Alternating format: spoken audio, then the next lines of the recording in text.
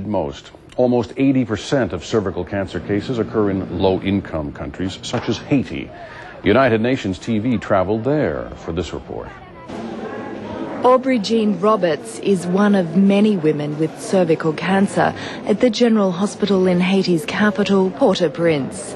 The incidence of the disease here ranks among the world's highest, but there are few options for treatment.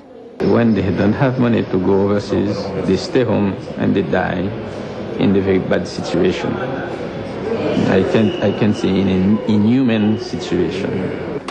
Dr. Jean Corneli is a gynecologist who will perform Aubrey's surgery for free. Cutting out tumours is Dr. Corneli's mainstay.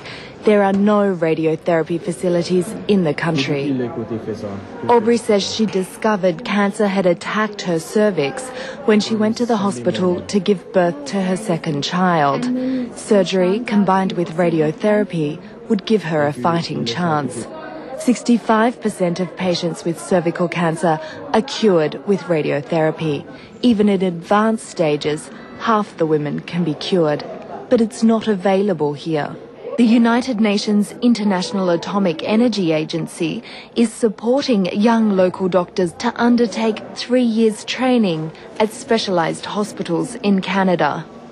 We have been helping Haiti to train specialists in cancer treatment at different levels, because you need the physicists, you need the technicians, you need the medical doctors who have this special training.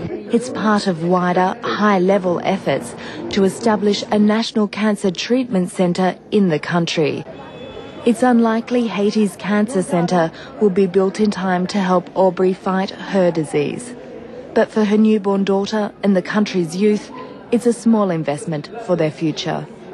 For UN Television, this is Kirsty Hansen, CNN World Report.